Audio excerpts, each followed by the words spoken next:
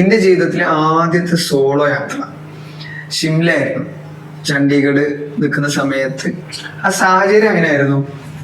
അക്കാഡമിക്കിലൊക്കെ എല്ലാ നിലക്കും അച്ചീവ്മെന്റ്സും കാര്യങ്ങളൊക്കെ ആയി. വേറെ രീതിയിലുള്ള എൻജോയ്മെന്റ് ഒന്നും ഇല്ല, യാത്രകൾ പോയിരുന്നില്ല.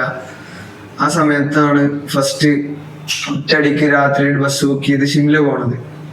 ഷിംല പോയി, രാത്രിയായിരുന്നു ട്രാവൽ ചെയ്തത്. രാവിലെ അവിടെ എത്തി, പിന്നെ അവിടെ ഇറങ്ങി, നാട്ടിൽ കുറേയൊക്കെ ഇറങ്ങി, ആളുകളെ കണ്ടു. ഒരാൾ എന്നെ ഷിംല അവിടെ മാൾ റോഡ് മുഴുവൻ കറക്കി കാണിച്ചു തന്നു, ഓരോ സ്ഥലങ്ങളും പറഞ്ഞു തന്ന്.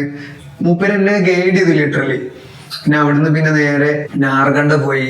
അതും ഒരു വ്യത്യസ്ത അനുഭവമായിരുന്നു. ഞാൻ into the wild Christopher മക്കല്ലസിന്റെ കഥ കേട്ടതിന്റെ ശേഷം സോളോ ഒരു രസമില്ലാത്ത സംഭവമാണെന്നുള്ളത് എല്ലാവരോടും പറയണ്ടായിരുന്നു. കാരണം ആ ഫിലിം എനിക്ക് അത്രത്തോളം ഉള്ളിക്ക് തട്ടിയിട്ടുണ്ടായിരുന്നു. പക്ഷെ അതിലൊരു വ്യത്യാസമുണ്ട്. നമ്മുടെ നാട്ടിൽ സോളോ ട്രാവലിങ്ങും ക്രിസ്റ്റഫർ മക്കല്ലസിന്റെ ആ ഒരു അനുഭവവും തമ്മിൽ വളരെ വ്യത്യാസമുണ്ട്. കാരണം ക്രിസ്റ്റഫർ മക്കല്ലസ് പോയത് ഒരു കാട്ടിലേക്ക് ഒറ്റയ്ക്ക് ജീവിക്കാനാണ്. അവിടെ സൊസൈറ്റിയോ ആളുകളോ ഒന്നുമില്ല.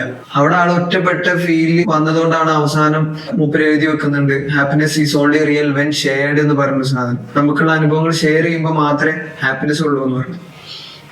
പക്ഷെ നമ്മൾ ഫ്രണ്ട്സോ ഫാമിലി ആയിട്ട് പോകുന്നതും സോളോ പോകുന്നതും നല്ല വ്യത്യാസമുണ്ട്.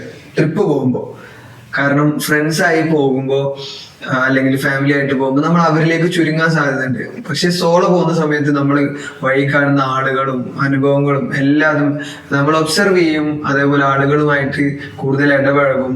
എന്നെ സംബന്ധിച്ച് ഞാൻ സംസാരിക്കാൻ ഇഷ്ടമുള്ള ഒരാളാണ്. അപ്പൊ സ്വാഭാവികമായിട്ടും കുറേ സംസാരിക്കും ആളുകളോട്. അങ്ങനെ ഷിംല ഒരു നല്ല തുടക്കമായിരുന്നു. വീണ്ടും കുറെ സോളോ യാത്രകൾ പോയി. പിന്നെ പല ഒറ്റക്കുണ്ടായിരുന്ന ട്രെയിൻ യാത്രകള്, അതിൽ കുറെ പരിചയക്കാരെ കിട്ടി. ഇന്ന് എന്റെ ലൈഫ് നോക്കുകയാണെന്നുണ്ടെങ്കിൽ ഭൂരിഭാഗവും നമ്മൾ ഇങ്ങനത്തെ യാത്രകളിൽ നിന്ന്, അല്ലെങ്കിൽ അതുവരെ ജീവിതത്തിൽ ഒരു ബന്ധവും ഒരു പരിചയമില്ലാത്ത ആളുകളാണ് ഇപ്പൊ നിലവിൽ എന്റെ ജീവിതത്തിലുള്ളത്. കഴിയുന്നവര് അല്ലെങ്കിൽ ഇഷ്ടമുള്ളവര് സോളോ യാത്രകൾ പോകാൻ ശ്രമിക്കുക. നല്ല രസമുള്ള അനുഭവമാണ്. അപ്പൊ okay, thank you. For more. Peace out.